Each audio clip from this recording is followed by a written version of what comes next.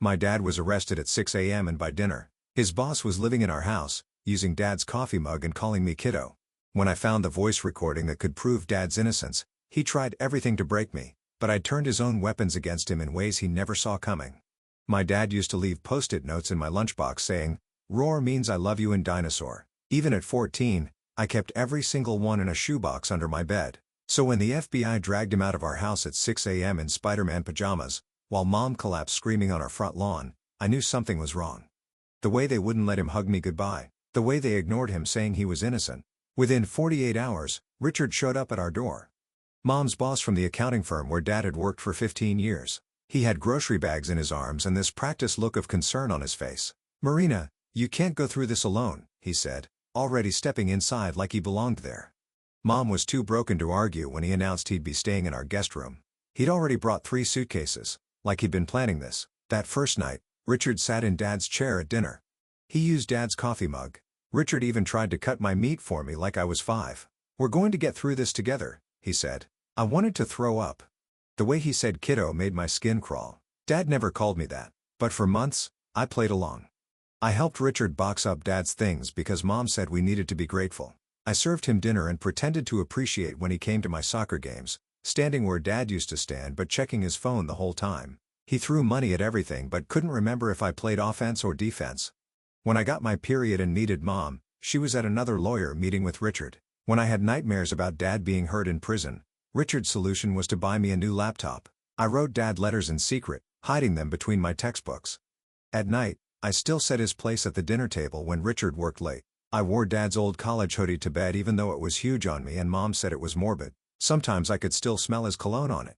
The breaking point came when Dad's birthday rolled around, his first in prison. I'd saved my allowance for 3 months for bus fare and even filled out all the visitation forms myself. When I asked Mom, Richard answered instead. "That weekend won't work. I have the Henderson client dinner and I need my family there. It's important for my promotion." Mom backed him up immediately. "Richard's right, honey. That promotion means college tuition. Your father would understand." When I said Dad was innocent, Richard lost it. Innocent men don't have offshore accounts in the Caymans. Stop living in Fantasyland. Mom took my bus money that night, said it was for my own good. I heard her crying later, but she still didn't give it back. So I tried to hitchhike.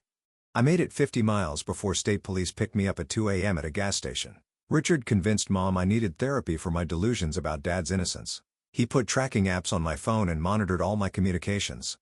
3 weeks later, everything changed. Richard came home completely wasted from some office party. I found him in Dad's study, holding Dad's watch and rambling. "Your father, always so damn righteous, wearing his wire to the office like some kind of hero." I had to rip it off him myself that night. He passed out in Dad's chair. I stood there confused. What wire? Dad wasn't wearing any wire when they arrested him, and his watch had been missing from the evidence list. Mom was calling from upstairs, asking if Richard was okay.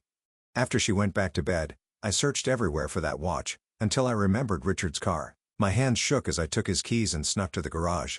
In his glove compartment, wrapped in a plastic bag, was Dad's smartwatch, the one I helped him set up last Christmas. It still had 2% battery. I opened the voice memo app. The last recording was from the night before Dad's arrest. His voice filled the car. "Richard just left my office. He's threatened to plant evidence if I don't destroy the audit report. I'm recording everything now." Then Richard's voice, clear as day. "By morning, you'll be in handcuffs. I've already moved the money to your accounts. Marina doesn't have to know what you did. I'll take good care of her." There were sounds of a struggle. Dad yelling, "Get off me." Richard snarling, "Give me that watch." Then nothing. Just static. Then the recording ended. Suddenly, I heard the garage door creak open behind me. Richard stood there, car keys in hand, stone cold sober. "Looking for something, kiddo?" My heart hammered against my ribs as I clutched Dad's watch tighter. Richard blocked the garage entrance completely, his shadow stretching across the concrete floor. The motion sensor light clicked on behind him, throwing harsh shadows across his face. I scrambled backward, bumping into the car door. My thumb found the emergency call button on my phone, hovering over it while my other hand gripped the watch like a lifeline. Richard stepped forward, closing the door behind him with deliberate calm. The soft click echoed in the too quiet space. He moved toward Dad's old toolbox on the workbench, his movements unhurried. I pressed myself against Mom's Honda, watching his hand drift over the tools. His fingers paused on the hammer handle. My mouth opened before I could stop myself. The words tumbled out in a rush, high and scared. I told him Mom would hear everything on the recording, but my voice cracked halfway through, making me sound exactly like what I was, a terrified kid, not some confident accuser who had him cornered. The neighbor's motion light suddenly blazed through the garage window. We both froze. Mrs. Chen was taking out her trash, same as she did every night at 11 p.m. Through the thin garage walls, we could hear her humming that Chinese song she always hummed. She'd hear any screaming. She'd definitely hear any screaming. My eyes darted between the garage door opener on the wall and the watch in my hand. I had maybe 3 seconds to decide, protect the evidence or get out. Richard's breathing had changed, matching the panicked rhythm I'd heard in Dad's recording, the same desperate edge. I chose the car. My body moved before my brain caught up, yanking the door handle and diving inside. The locks clicked down just as Richard's hand left the hammer. He walked calmly to the key hook by the door, like we were playing some twisted game of chess. Mom's voice drifted from the kitchen door. She was asking if everything was okay out here. Richard's response came smooth as silk. He was just helping me look for my soccer cleats. The lie rolled off his tongue so easily. I sat frozen in the car, realizing I'd have to lie too now, to protect her, to buy time. But that made me complicit in his deception, didn't it? Richard approached the car window. His hand trembled as he reached for the door handle. Actually trembled. Under all that control, he was terrified too.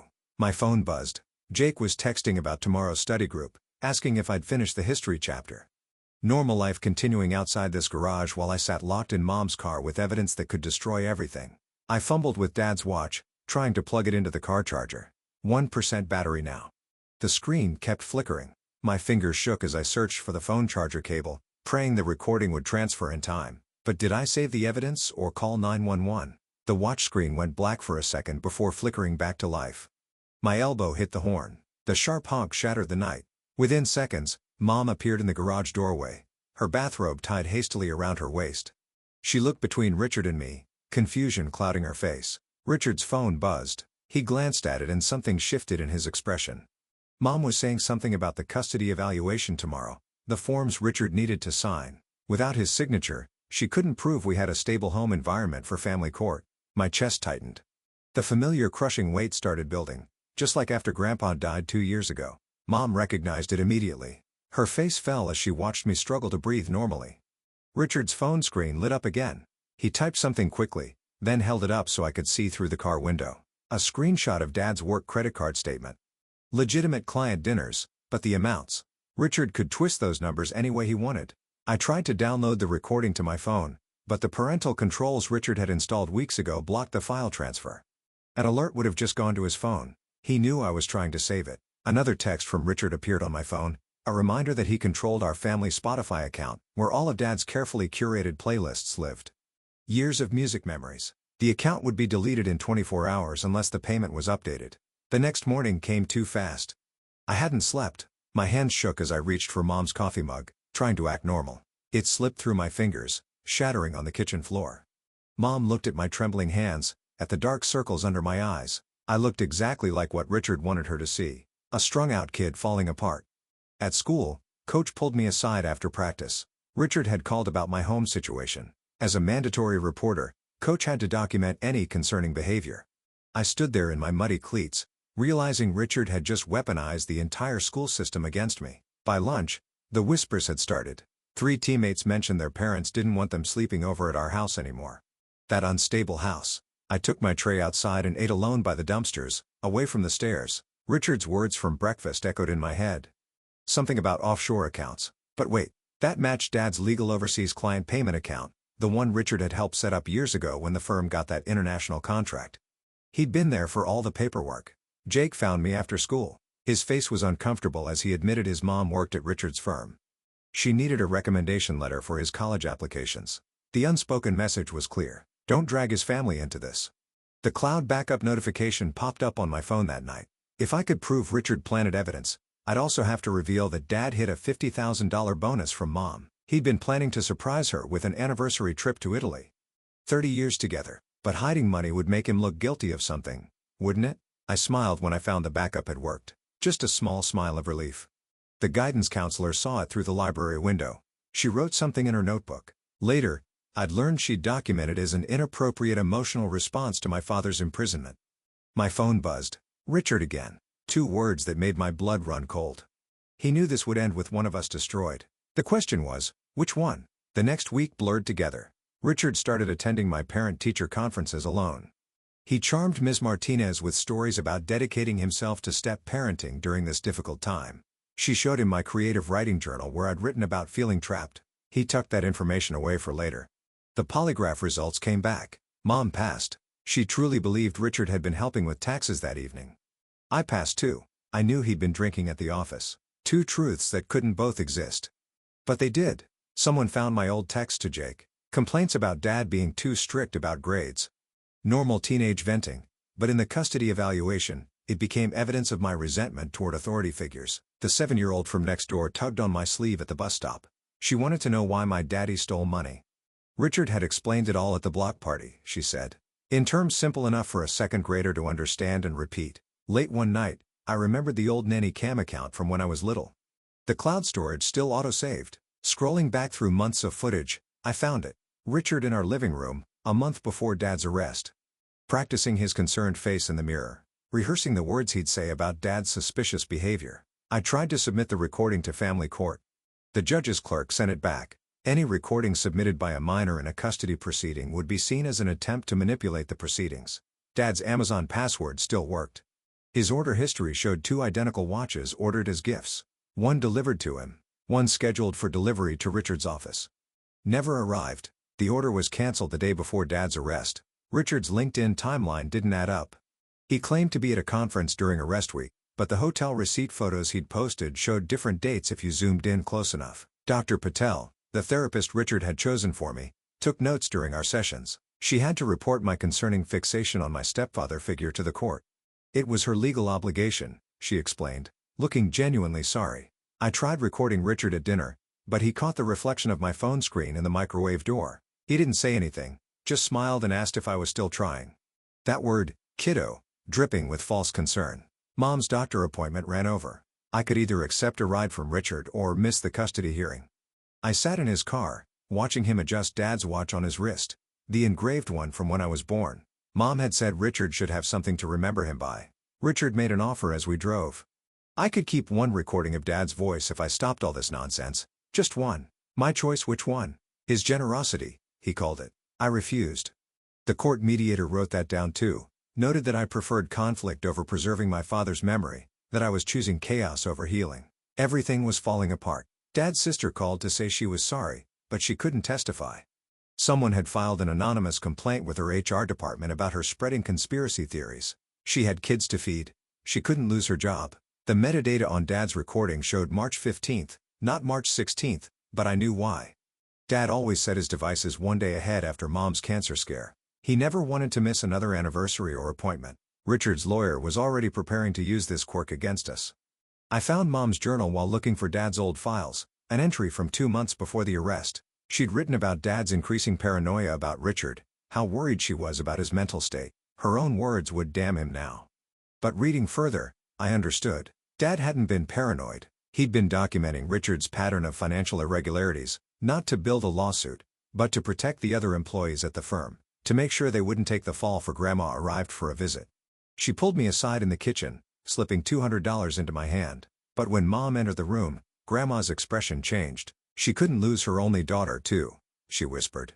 She had to take Mom's side publicly. I created a fake Instagram account and reached out to Richard's ex-girlfriend, started with comments about her travel photos, built up to casual conversation, mining for information without seeming desperate. At the pharmacy, I accidentally ran into Richard's mother picking up his prescriptions.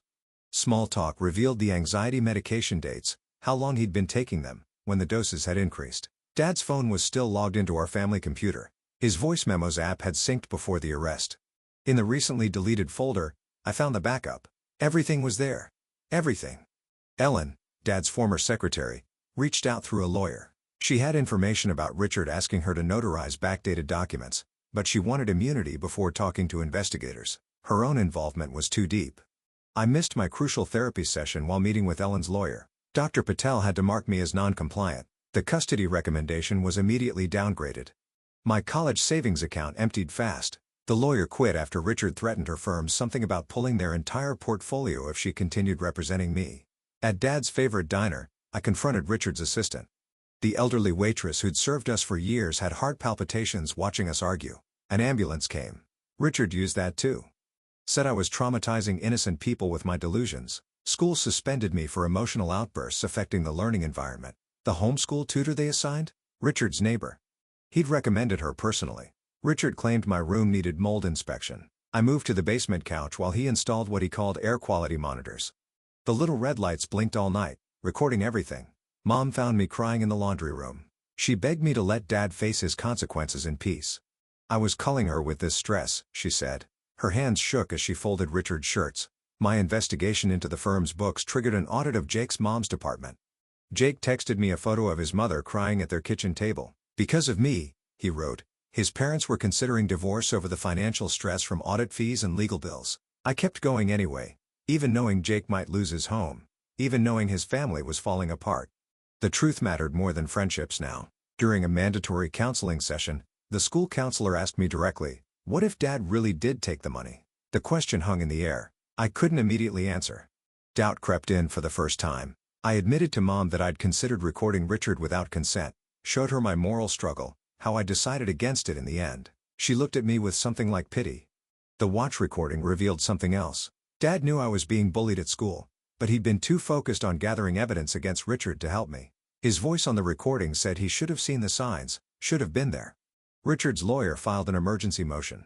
Due to my deteriorating mental state, the hearing needed to be advanced. My lawyer was conveniently in Bermuda, unreachable. Looking at Richard during the hearing, I saw something unexpected.